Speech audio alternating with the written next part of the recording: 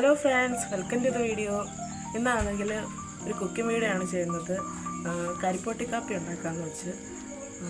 ഇപ്പം മഴയൊക്കെ അല്ലേ, അതിൻ്റെ കൂടെ പനിയുണ്ട് ചെറുതായിട്ട്. അന്നേരം വീഡിയോ നിങ്ങൾക്ക് കൂടെ ഷെയർ ചെയ്യാമെന്ന് വെച്ച്. അപ്പോൾ ബാക്കി നമുക്ക് സ്ക്രീനിൽ.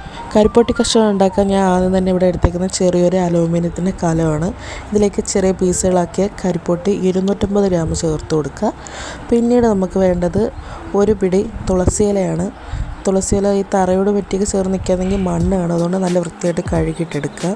പിന്നീട് വേണ്ടത് ഒരു കൈ കൊള്ളുന്ന ചുവന്നുള്ളി അല്ലെങ്കിൽ കൊച്ചുള്ളി എന്ന് പറയും, ഇത് നമുക്ക് ചേർത്ത് കൊടുക്കണം. ഇതിങ്ങനെ ചേർത്താലേ അതിൻ്റെ സത്തൊന്നും ഇറങ്ങത്തില്ല, അതുകൊണ്ട് നമുക്കിത് ചതച്ചിട്ട് വേണം ചേർത്ത് കൊടുക്കാൻ.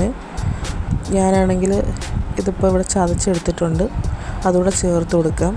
പിന്നീട് നമുക്ക് വേണ്ടത് കുരുമുളകാണ്. എൻ്റെ കയ്യിൽ കുരുമുളക് പൊടിച്ചതാണുള്ളത്, അത് ഞാനൊരു ചെറിയ സ്പൂണ് ചേർത്ത് കൊടുക്കുന്നുണ്ട്.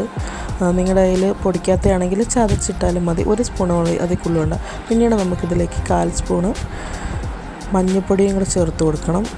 മഞ്ഞൾപ്പൊടിയും കൂടെ ചേർത്തതിന് ശേഷം നമുക്കിതിലേക്ക് ആവശ്യത്തിന് വെള്ളം ചേർത്ത് കൊടുക്കാം. ഞാനിവിടെ 4 ഗ്ലാസ് വെള്ളമാണ് ചേർക്കുന്നത്. വെള്ളം കൂടെ ചേർത്തതിന് ശേഷം തിളപ്പിക്കാൻ വെക്കാം.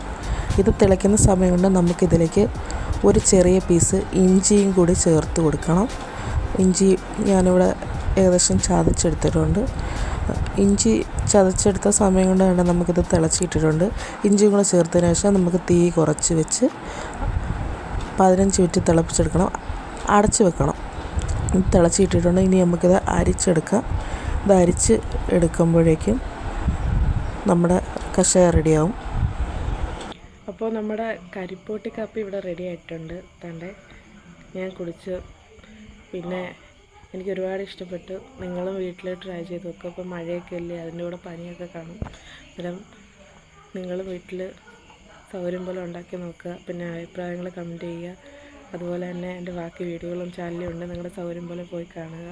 ലൈക്ക് ചെയ്യുക, ഷെയർ ചെയ്യുക, കമൻറ്റ് ചെയ്യുക, സബ്സ്ക്രൈബ് ചെയ്യുക. മറ്റൊരു വീഡിയോ ആയിട്ട് കാണുമ്പോഴേക്കും ബൈ ബൈ ഫ്രണ്ട്സ്.